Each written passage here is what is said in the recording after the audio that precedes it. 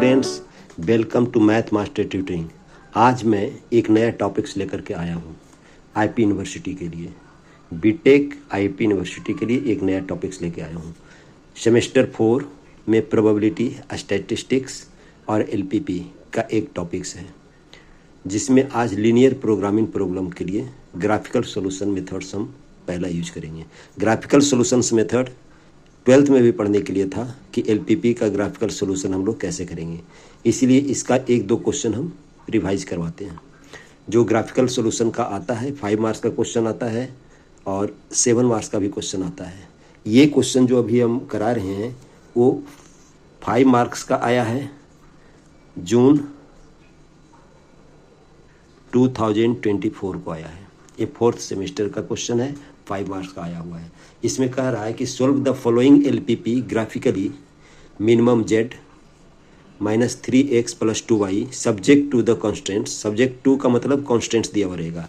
इसको हम लोग मिनिमम जेड -3x + 2y को हम लोग ऑब्जेक्टिव फंक्शन कहते हैं, और सब्जेक्ट टू द कॉन्स्टेंट्स होने चाहिए जो दिया हुआ है मेरा कॉन्स्टेंट्स, डैट मीन्स रिस्ट्रिक्शंस दिया हुआ है x + y <= 5, 4 > x > 0, 6 > y > 1।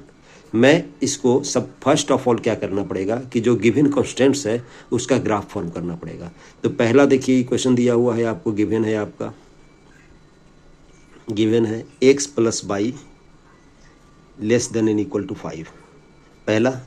दूसरा इक्वेशन है आपका, सभी का हम लोग ग्राफ पहले प्लॉट करेंगे। दूसरा दिया हुआ 4 > x, तो इसको लिख सकते हैं x <= 4, और इससे लिख सकते हैं x <= 0। 4 <= x <= 0 को हम लोग ऐसे ब्रेक कर दिए। इधर हम लोग लिख सकते हैं y <= 6। यहाँ पर 6 <= y है, तो लिख सकते हैं हम लोग y <= 6, और इसको क्या लिख सकते हैं y <= 1। और सभी का हम लोग ग्राफ प्लॉट कर लेते हैं। एक ग्राफ प्लॉट कर लेते हैं एक प्लेन पेपर पर, सभी ग्राफ एक ही प्लेन पेपर पर प्लॉट किया जाएगा।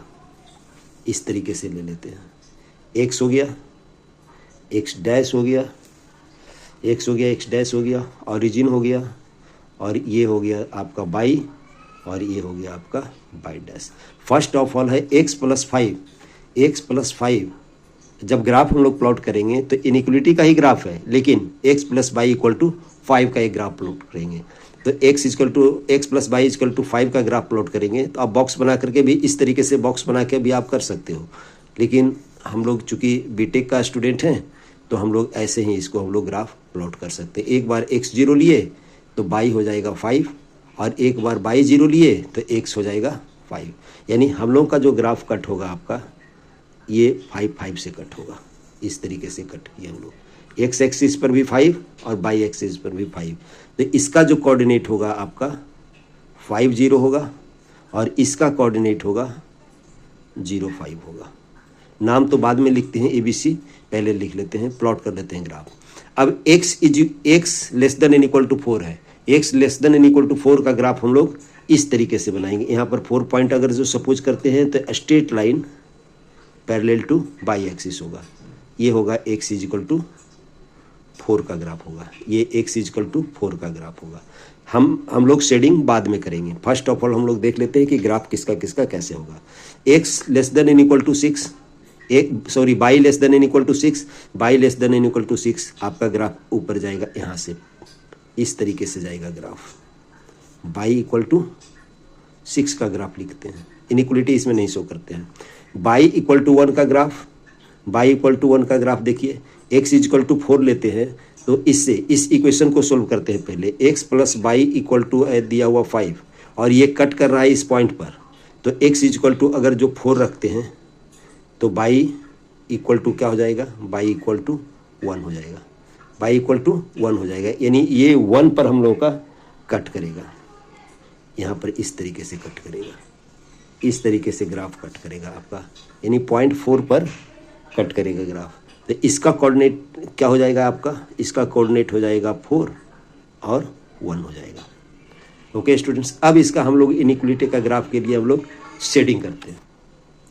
हम लोग इसका अब शेडिंग करते हैं। शेडिंग किस तरीके से करेंगे, देखिए x plus y less than and equal to. Shading करने का सिंपल सा तरीका है, एक्स को जीरो लीजिए, वाई को जीरो लीजिए। अगर एक्स जीरो और वाई जीरो लीजिए लेंगे, अगर ये ट्रू होता है, अगर ये ट्रू होता है तो ये अगर x zero plus y zero, तो एक zero plus zero, zero less than and equal to 5 true है, तो ट्रू होगा तो ओरिजिन की तरह ही शेडिंग होगा। अगर ये फॉल्स हो जाता तो ओरिजिन के अपोजिट हम लोग का होता। तो फर्स्ट इक्वेशन का शेडिंग क्या होगा, हम लोग कॉमन शेडिंग की बात करेंगे, ये होगा।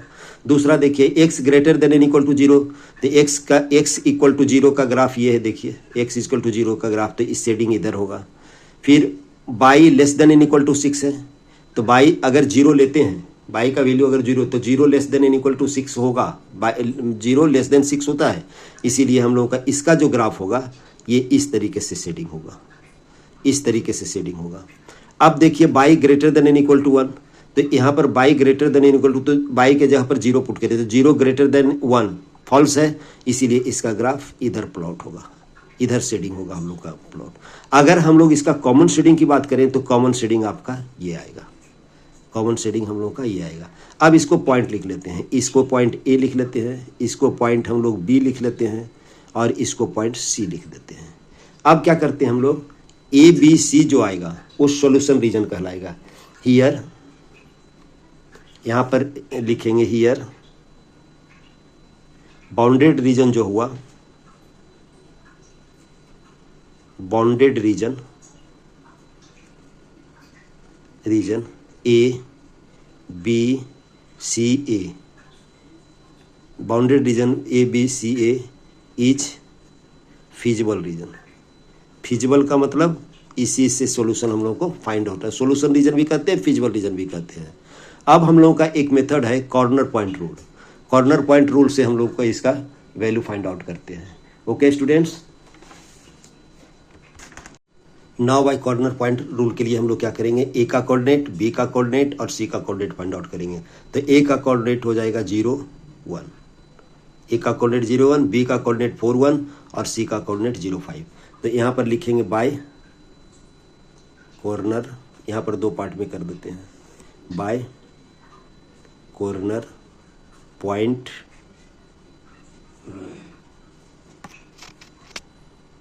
कॉर्नर पॉइंट में हम लोग यहाँ पर लिखते हैं कॉर्नर पॉइंट, कॉर्नर पॉइंट लिखते हैं, कॉर्नर पॉइंट लिखते हैं। यहाँ पर लिखते हैं जेड इज इक्वल टू हम लोगों का क्या दिया हुआ था, देखिए जेड इज इक्वल टू दिया हुआ था -3x + 2y, -3x + 2y।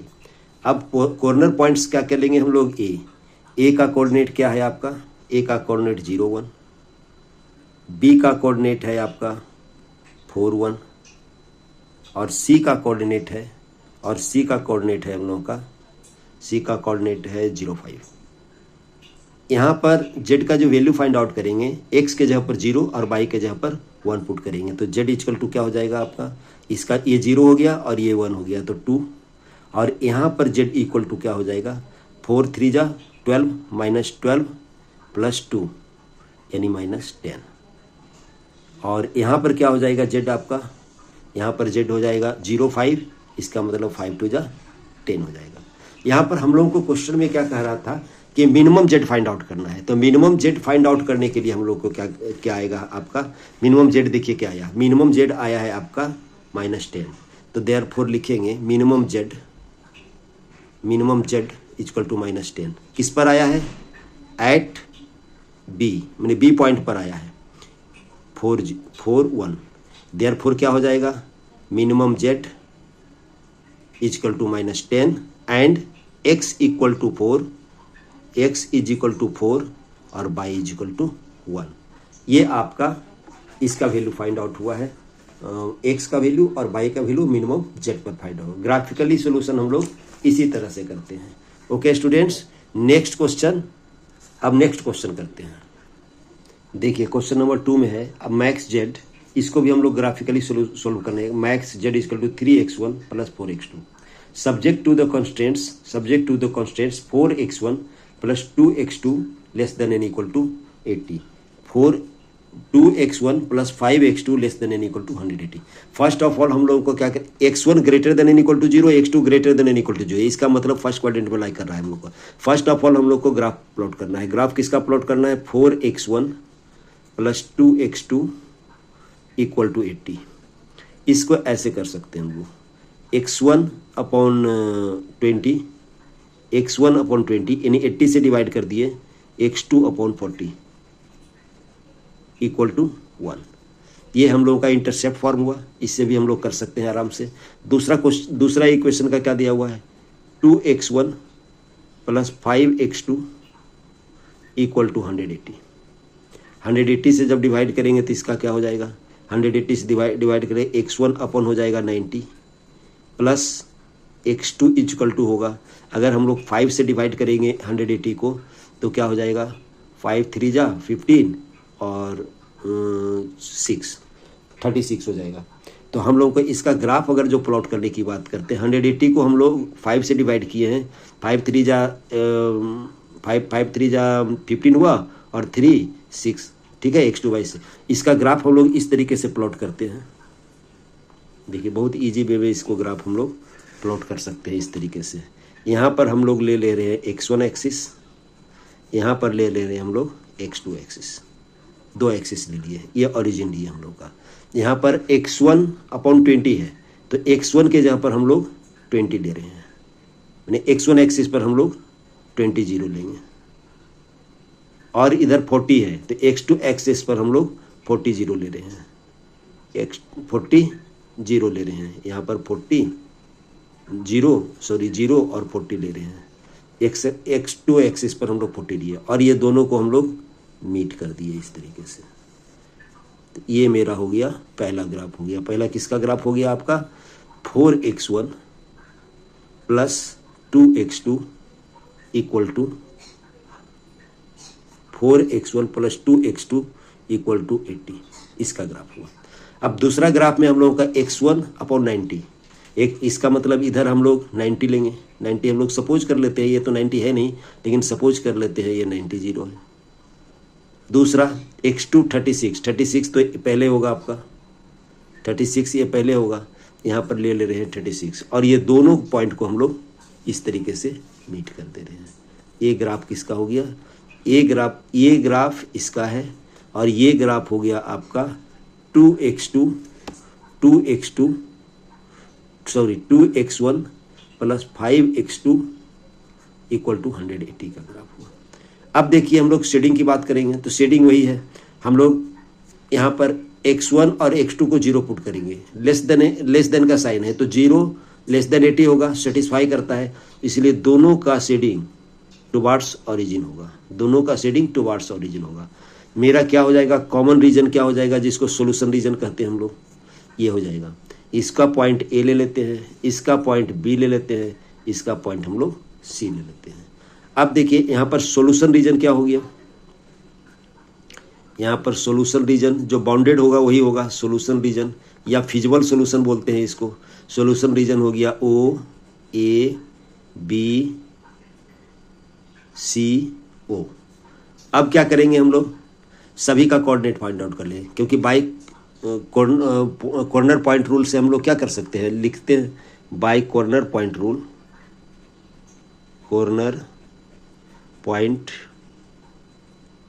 Rule, by corner point rule से हम लोग क्या निकालेंगे, कॉर्नर पॉइंट यहाँ लिखेंगे, यहाँ पर कॉर्नर पॉइंट लिखते हैं, कॉर्नर पॉइंट लिखेंगे, कॉर्नर पॉइंट लिखे, यहाँ पर लिखे z is equal to 3x1 plus 4x2। उसके बाद अब देखते हैं कॉर्नर पॉइंट कौन कौन हुआ। कॉर्नर पॉइंट आपका हुआ O जिसका कोऑर्डिनेट 0 0 है, हुआ A जिसका कोऑर्डिनेट 20 0 है,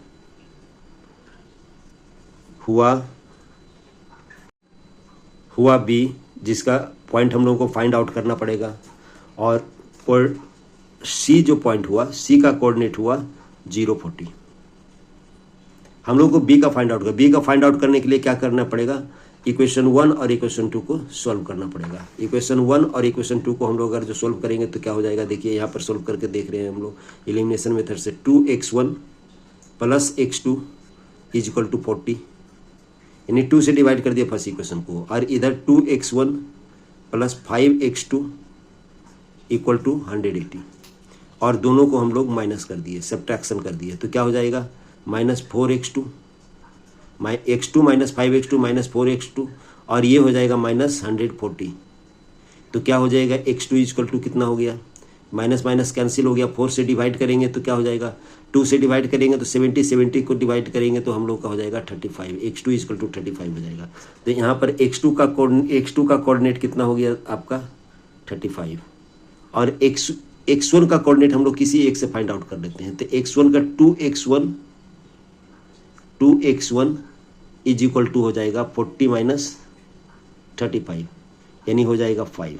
देयरफॉर x1 का वैल्यू कितना हो गया 2.5, x1 का वैल्यू 2.5, ये 2.5 हो जाएगा x1 का वैल्यू, यानी 5/2। अब हम लोग z का वैल्यू फाइंड आउट कर लेते हैं। अब हम लोग का z का वैल्यू फाइंड आउट कर लेते हैं। क्या z इक्वल टू 0 0 रखते हैं तो ये 0 + 0 इक्वल टू 0 होगा, और यहाँ पर z ए पॉइंट पर क्या हो जाएगा z, यहाँ पर रखे 20, यानी हो जाएगा ये 60, सेकेंड टर्म तो 0 ही होगा, और उसके बाद यहाँ पर रखते हैं z का वैल्यू तो क्या हो जाएगा 3 × 2.5 प्लस 35 × 4, तो ये कितना हो जाएगा 7.5 प्लस 140, यानी हो जाएगा 147.5 हो गया। और इसका z क्या हो जाएगा आपका 40 अगर जो रखेंगे तो 160 हो जाएगा, क्योंकि फर्स्ट टर्म तो 0 ही होगा। हम लोग मैक्सिमम z कह रहा है, तो मैक्सिमम z तो 147 हुआ, तो देयरफॉर क्या लिखेंगे max z is equal to 147.5 at the point B, 2.5 और 35। तो आंसर क्या हुआ आपका max z is equal to 147.5 at x1 equal to 2.5 and x2 equal to 35, और x2 का वैल्यू 35 हुआ। तो ग्राफिकल सॉल्यूशन में पहले क्या करेंगे हम लोग कॉन्स्टेंट्स का ग्राफ प्लॉट कर देंगे। ग्राफ इनइक्वलिटी का होगा, इनइक्वलिटी का ग्राफ में हम लोग शेडिंग करना पड़ता है। शेडिंग करने के लिए क्या करना पड़ेगा, कहीं भी ये लाइन का 2 पार्ट हुआ, एक लोअर पार्ट हुआ एक अपर पार्ट हुआ, मतलब कोई भी लाइन का 2 पार्ट होगा, तो किसी एक पार्ट में उस कोई भी कोऑर्डिनेट ले करके हम लोग पुट कर देंगे। अगर ट्रू होता है तो उसी साइड शेडिंग होगा, अगर फॉल्स होता है तो उसके अपोजिट शेडिंग होगा। बस यही ध्यान रखना है, और ग्राफिकल सॉल्यूशन इसी तरह से आता है। अब हम नेक्स्ट वीडियो में हम लोग ग्राफिकल सॉल्यूशन हम ज़्यादा नहीं लेते हैं, नेक्स्ट वीडियो में हम लोग सिंप्लेक्स मेथड यूज करेंगे लीनियर प्रोग्रामिंग प्रॉब्लम को सॉल्व करने के लिए। हम लोग नेक्स्ट क्लास में यानी नेक्स्ट वीडियो में हम लोग पार्ट 2 में हम लोग लेंगे सिंप्लेक्स मेथड यूज करेंगे। और सिंप्लेक्स मेथड का क्वेश्चन डेफिनेटली एक आता है, ग्राफिकल आए या ना आए लेकिन सिंप्लेक्स मेथड जरूर आता है। ओके स्टूडेंट्स, तो लाइक करें, सब्सक्राइब करें और शेयर करना ना भूलें।